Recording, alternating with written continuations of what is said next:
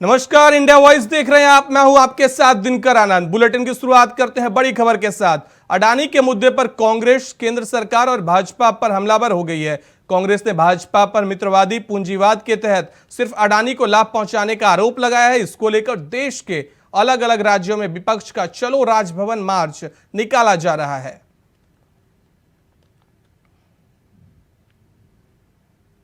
ये आपको हम तीन तस्वीरें अलग अलग जगह की दिखा रहे हैं। पहली तस्वीर लखनऊ की है, जहां कांग्रेसी राजभवन की ओर कूच कर रहे हैं। तो दूसरी तस्वीर में आप देख सकते हैं कि जयपुर में कैसे कांग्रेस ने राजभवन का घेराव किया है। वहीं तीसरी तस्वीर आप भोपाल से देख रहे हैं, जहां कांग्रेस के कार्यकर्ता और कांग्रेस के नेता राजभवन की तरफ कूच कर रहे हैं। कई मुद्दों को लेकर कांग्रेस का आज पूरे देशव्यापी राजभवन मार्च था।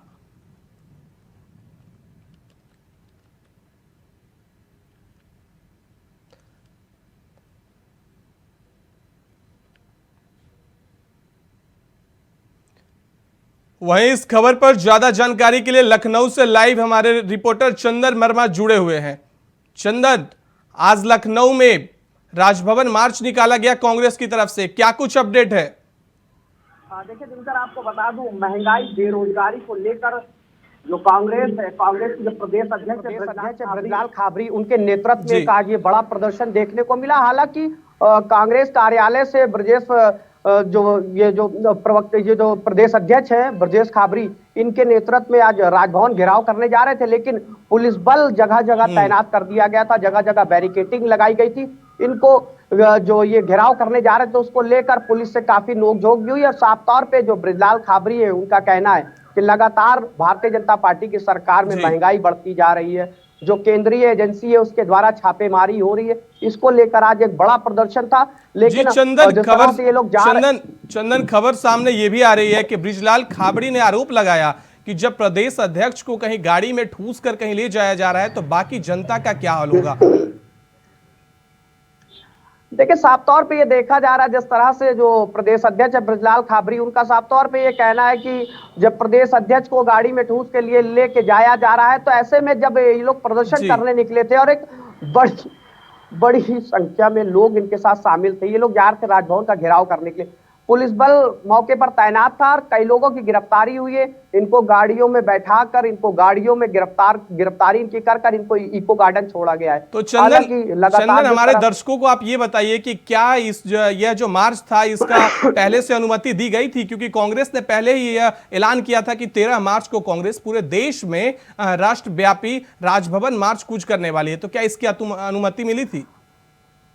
देखिए दिनकर, मैं आपको बता दूं, जिस तरह के जो बड़े प्रदर्शन होते हैं, इसकी अनुमति पहले ही जो जिला प्रशासन होता है उससे जो है परमिशन ले ली जाती है। तो इस टाइम राजधानी लखनऊ में कमिश्नरेट लागू है, इनकी जो अनुमति है प्रदर्शन की कमिश्नरेट से भी ले ली गई थी। लेकिन जब हजारों और सैकड़ों की तादाद में जो कार्यकर्ता थे ब्रजेश खाबरी के साथ मौजूद थे, तो वहीं पर भारी संख्या में पुलिस बल भी तैनात था और इनको राजभवन ये कूच कर रहे थे, राजभवन कूच करने जा रहे थे। तभी मौके पर जो पुलिस थी उसने इनको रोकने का प्रयास किया, लेकिन लगातार ये लोग जो है आमादा थे वहां जाने के लिए। लेकिन चंदन, खबर सामने ये भी आ रही है कि कांग्रेस इतने कार्यकर्ताओं के साथ होने के बावजूद 100 मीटर भी पार नहीं कर पाई। कितनी सच्चाई है बात में? देखिए, जितना आपको दिनकर बता दूं, जितना इनके साथ कार्यकर्ता था उससे कहीं ज्यादा पुलिस बल भी तैनात था। लोकल पुलिस, देखिए उत्तर प्रदेश पुलिस भी थी, और अगर बात कर ले जाए तो पीएसी और आरआरएफ भी काफी संख्या में लगाई गई थी और इनको वहीं पर रोक लिया गया। वहां वहीं पर इन्होंने गिरफ्तारी दिया। बहुत धन्यवाद चंदन, हमारे साथ अपडेट शेयर करने के लिए। तो हमारे साथ इस खबर पे चंदन वर्मा जुड़े हुए थे, जिन्होंने बताया कि आज लखनऊ में कांग्रेस ने कैसे राजभवन की तरफ कूच किया और महंगाई, अडानी मामला और कई मुद्दों को लेकर प्रदर्शन किया।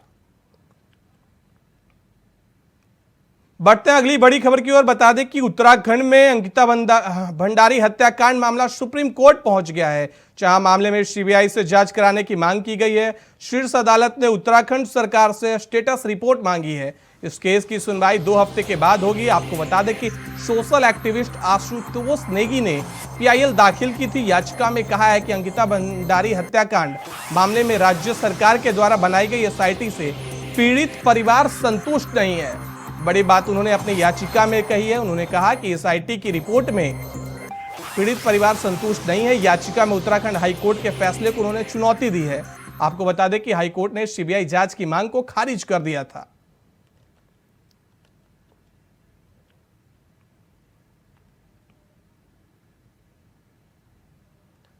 आपको अंकिता भंडारी हत्याकांड के बारे में हम बता रहे हैं, जहां आपको बता दें कि पिछले साल 18 सितंबर 2022 को अंकिता भंडारी की हत्या की गई थी। बता दें कि उनके हत्याकांड में पुलकित आर्य और उनके दो साथियों को हिरासत में लिया गया है। उनके खिलाफ अभी एसआईटी जांच कर रही है। उसी के मामले को लेकर इन्होंने याचिका दायर की। याचिका को सुप्रीम कोर्ट ने स्वीकार कर लिया है।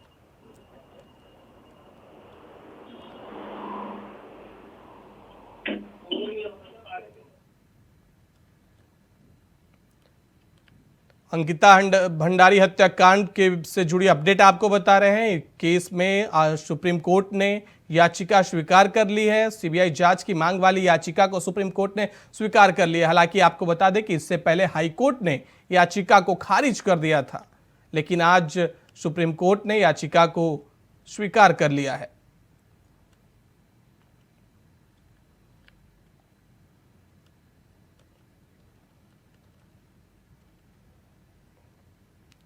बड़ी खबर आपको बता रहे हैं देहरादून से, जहां अंकिता भंडारी हत्याकांड मामले में सुप्रीम कोर्ट ने याचिका स्वीकार कर ली है। सोशल एक्टिविस्ट आशुतोष नेगी ने यह याचिका दायर की थी। याचिका में उन्होंने सीबीआई जांच की मांग की थी।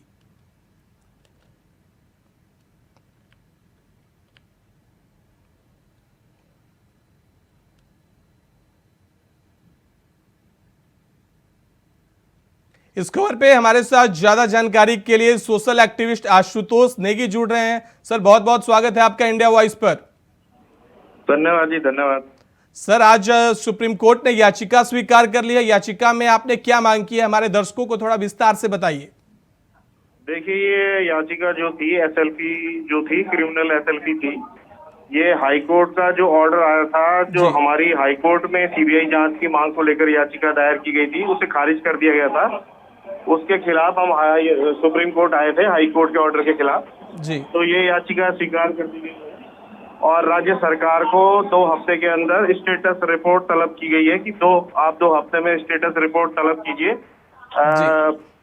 जांच अधिकारियों से, एसआईटी से, कि आप लोगों ने अब तक क्या इन्वेस्टिगेशन किया है और ये मुकदमा अभी कहाँ तक पहुंचा है। जी सर, एक बात बताइए, जब हाईकोर्ट में यह मामला एसआईटी जांच कर रही है, इसके बावजूद आप सुप्रीम कोर्ट की तरफ रुख गए हैं, तो क्या आप एसआईटी की जांच पर भरोसा नहीं कर रहे हैं?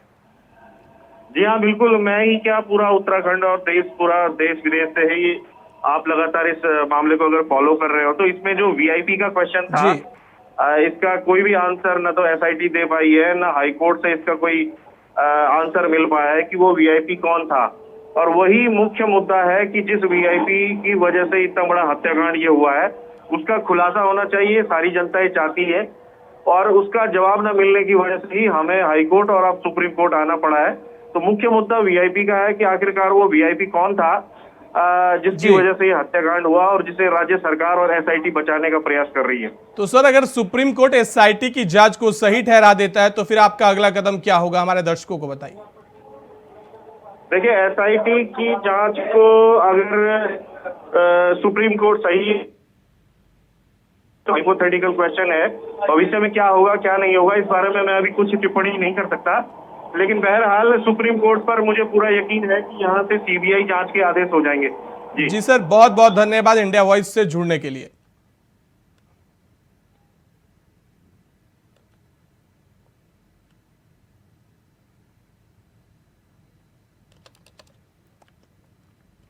अगली बड़ी खबर आपको लखनऊ से बता रहे हैं, जहां आरएलडी की 25 मार्च को सभी जिलों में बैठक होगी। आरएलडी की सभी जिलों में एक साथ बैठक का आयोजन किया जाएगा 25 मार्च को। बता दें कि निकाय चुनाव की तैयारियों को लेकर इस बैठक में समीक्षा की जा सकती है। सभी जिलों में प्रदेश कार्यकारिणी के नेता इस बैठक में शामिल होंगे।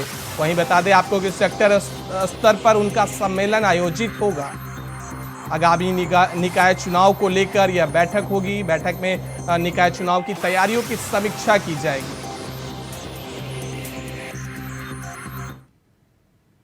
कांग्रेस नेता सुखजिंदर रंधावा ने पीएम मोदी पर बेहद आपत्तिजनक बयान दिया है। जयपुर में कांग्रेस के प्रदर्शन के दौरान राजस्थान प्रभारी ने कहा कि मोदी को खत्म करो तो देश बच जाएगा, अगर मोदी नहीं होंगे तो देश अपने आप ठीक हो जाएगा। रंधावा ने अपने संबोधन में कहा कि अगर अडानी अंबानी को खत्म करना है तो पहले मोदी को खत्म करो। सुनिए क्या कुछ रंधावा ने कहा। मैं सभी लीडर साहबान को कहता हूं कि अपनी लड़ाई खत्म करो, मोदी को खत्म करने की बात करो। अगर मोदी खत्म हो गया तो हिंदुस्तान बच जाएगा, अगर मोदी रहा तो हिंदुस्तान खत्म हो जाएगा। जी कहते हैं ना कि मेरे से बड़ा देशभक्त नहीं है, और भाई साहब आपको तो पता नहीं देशभक्ति का मतलब क्या है, मोदी को पता ही नहीं देशभक्ति का मतलब क्या है। यार हम मोदी नहीं खत्म कर सकते, खा गया हिंदुस्तान को। मोदी साहब कहते हैं कि हम घुसकर मारेंगे। अरे भाई, और पुलवामा कैसे हो गया उसकी इंक्वायरी कराओ।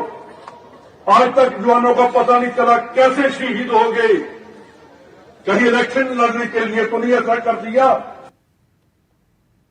केंद्रीय सड़क परिवहन मंत्री नितिन गडकरी सोमवार को पूर्वांचल को 10,000 करोड़ की परियोजनाओं की सौगात दी। इनमें उन्होंने 12 परियोजनाओं का शिलान्यास किया, जबकि 6 परियोजनाओं का लोकार्पण किया। दिग्विजयनाथ पार्क में आयोजित होने वाले इस कार्यक्रम में गडकरी के अलावा मुख्यमंत्री योगी आदित्यनाथ, केंद्रीय सड़क राज्य मंत्री जनरल वीके सिंह, प्रदेश सरकार के लोक निर्माण मंत्री जितिन प्रसाद के अलावा पूर्वांचल के सभी सांसद मौजूद रहे। इस दौरान केंद्रीय मंत्री नितिन गडकरी ने कहा कि हम किसान के बेटे गोरखपुर में इथेनॉल के पंप शुरू करेंगे। पेट्रोल का दाम 120 रुपये लीटर होगा तो इथेनॉल 60 रुपये किलो होगा। इससे हमारी मोटरसाइकिल, ऑटो, कार और अन्य गाड़ियां बेफिक्र होकर सड़कों पर चलेंगे। इससे प्रदूषण भी कम होगा। आदरणीय प्रधानमंत्री जी की प्रेरणा से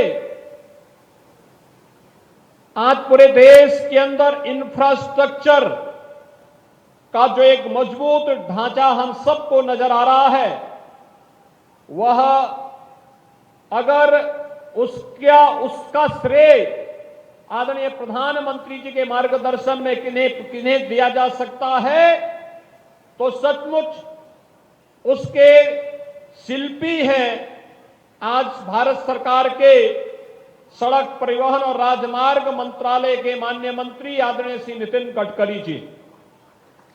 देश के अंदर जिस मजबूती के साथ हाईवे का निर्माण हुआ है,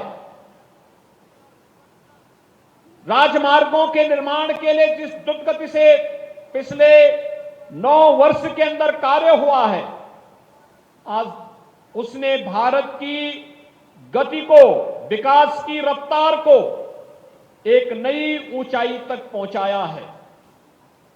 आज पूरी दुनिया इस बात को लेकर अचंभित है कि सदी की सबसे बड़ी महामारी के बावजूद भारत दुनिया की सबसे बड़ी तेजी के साथ उभरती हुई अर्थव्यवस्था है, तो इसके पीछे मजबूत इंफ्रास्ट्रक्चर उसका एक कारण है।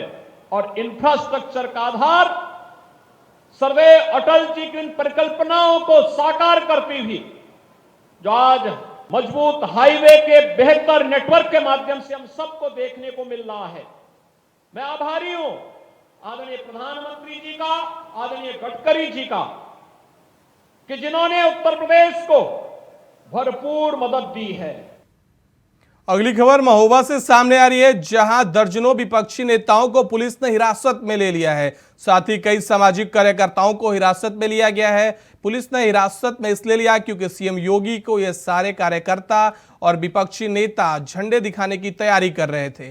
बड़ी खबर आपको बता रहे हैं, महोबा में दर्जनों विपक्षी नेताओं को हिरासत में लिया गया है। सूचना लगते हुए एक्शन में पुलिस आई और एलआईयू की सूचना पर जिला पुलिस ने यह कार्रवाई की है। बता दें कि आज सीएम योगी और नितिन गडकरी का महोबा दौरा था, जिसको लेकर प्रशासन पहले से ही सुरक्षा को लेकर अलर्ट मोड पे दिखाई दे रही थी और जैसे ही प्रशासन को भनक लगी, प्रशासन ने एक्शन ले लिया। वहीं प्रशासन की सख्ती से सपा कार्यकर्ताओं में आक्रोश दिख रहा है। बड़ी खबर आपको महोबा से बता रहे हैं, जहां विपक्षी नेताओं और कार्यकर्ताओं को पुलिस ने हिरासत में लिया गया है।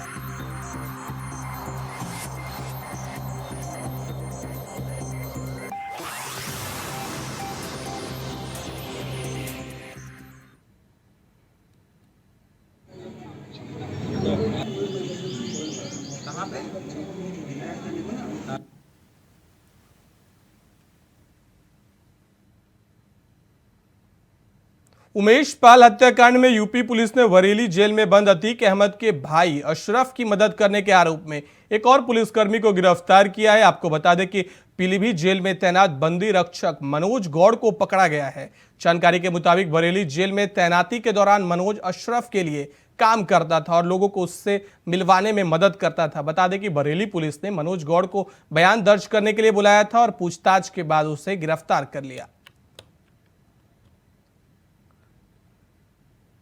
बड़ी खबर आपको बता रहे हैं, जहां बरेली पुलिस ने मनोज गौड़ नाम के एक शख्स को गिरफ्तार किया है, जो कि सिपाही बताया जा रहा है, जो कि जेल में अशरफ के लिए काम करता था। बता दें कि पुलिस ने पहले उससे पूछताछ की, उसके बाद उसे हिरासत में ले लिया।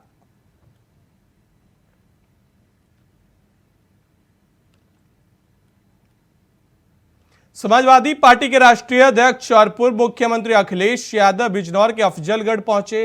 अखिलेश यादव बिजनौर में अलग अलग कार्यक्रमों में शिरकत करेंगे और लोगों से मुलाकात करेंगे और फिर नगीना के विधायक मनोज पारस के बेटे के शादी समारोह में शिरकत करेंगे। बता दें, अखिलेश के दौरे को लेकर पुलिस प्रशासन अलर्ट मोड पर दिखाई दे रही है।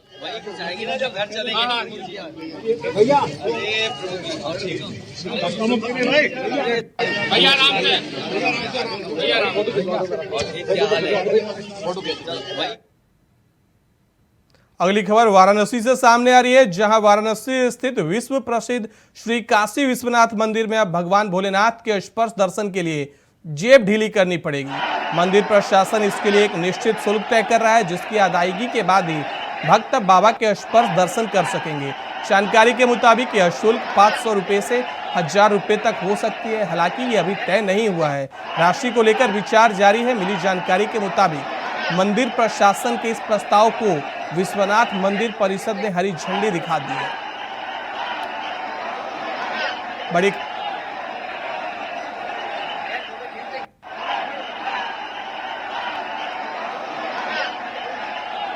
बड़ी खबर आपको वाराणसी से बता रहे हैं, जहां विश्वनाथ मंदिर परिषद ने हरी झंडी दिखा दी है। अब बाबा विश्वनाथ के दर्शन के लिए स्पर्श करने के लिए आपको 500 रुपए या 1000 रुपए देने होंगे। शुरुआत में ट्रायल के दौरान भक्तों से 500 रुपए वसूल किए गए थे। नई व्यवस्था को जल्द लागू करने की बात की जा रही है।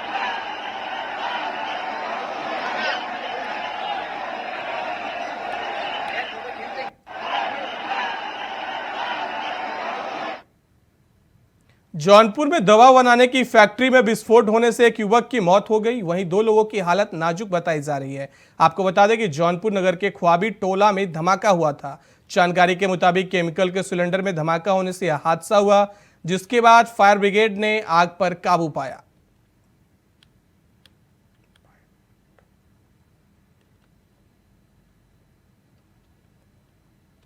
जौनपुर से आपको खबर बता रहे हैं, जहां एक दवा की फैक्ट्री में विस्फोट हो गया। हादसे में एक की मौत हो गई है, तो वहीं 2 लोग घायल बताए जा रहे हैं। बता दें, ये हादसा केमिकल सिलेंडर को ब्लास्ट होने के कारण हुआ है। बता दें, सूचना मिलने पर पुलिस मौके पर पहुंची है और आग पर काबू पाया है।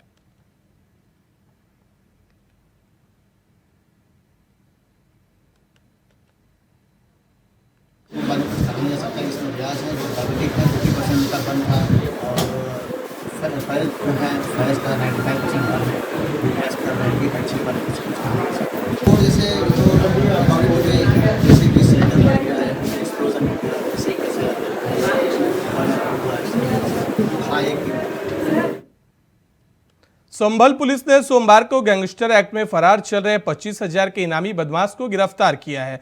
पुलिस ने गिरफ्तार बदमाश से चोरी की बाइक और अवैध तमंचा भी बरामद किया। बता दें कि बदमाश गौ तस्कर समेत तमाम मामलों में वांछित चल रहा था। आरोपी के पास से एक चोरी की बाइक और अवैध तमंचा बरामद किया गया है। वहीं इसके अन्य साथियों की भी तलाश किया जा रहा है।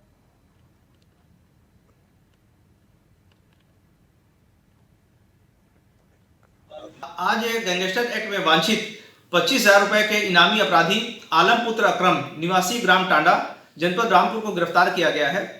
गिरफ्तार अभियुक्त के कब्जे से एक चोरी की स्प्लेंडर मोटरसाइकिल तथा एक अदद तमंचा 12 बोर मैक कॉटेज बरामद किए गए हैं। यह अपराधी काउस लेटर एक्ट में अनेक मुकदमों में वांछित रहा है।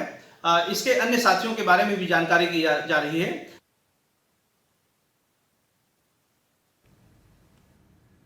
बुलंदशहर में मुख्यमंत्री सामूहिक विवाह समारोह में 401 जोड़ों का विवाह हुआ। इस समारोह में बुलंदशहर के नुमाइश मैदान में स्थित निकुंज हॉल में एक ही मंडप में फेरे और निकाह पढ़ाए गए। इन शादियों में हिंदू धर्म से आने वाले जोड़ों ने अग्नि के सामने 7 फेरे लिए, तो वहीं मुस्लिम धर्म से ताल्लुक रखने वाले जोड़े ने भी निकाह कबूल किया। कबूल है कहकर एक दूसरे के निकाह में शरीक हुए।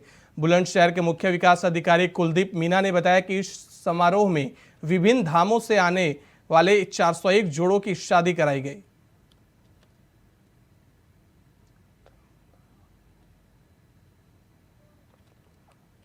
बुलंदशहर से आपको खबर बता रहे हैं, जहां अलग अलग धर्मों के जोड़े बंधन में दिखे। बता दें कि 401 जोड़ों की शादी कराई गई। इसी सम्मेलन में 80 जोड़े मुस्लिम थे। तो वहीं बता दें कि एक ही पंडाल में एक तरफ से हिंदू तो दूसरी तरफ मुस्लिम की भी शादी हुई। उन्होंने कबूल है कहकर निकाह मंजूर किया।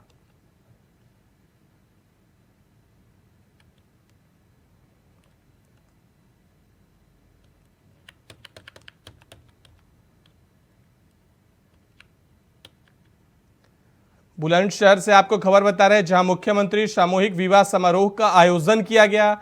इस आयोजन में 401 जोड़ों की शादी हुई। इस मंडप में एक तरफ हिंदू जोड़ों ने फेरे लिए तो दूसरी तरफ मुस्लिम जोड़ों ने निकाह कबूल किया। बता दें कि इस दौरान कई लोग वहां पे मौजूद रहे। सभी के मौजूदगी में 80 मुस्लिम जोड़ों ने भी यहां पे निकाह किया।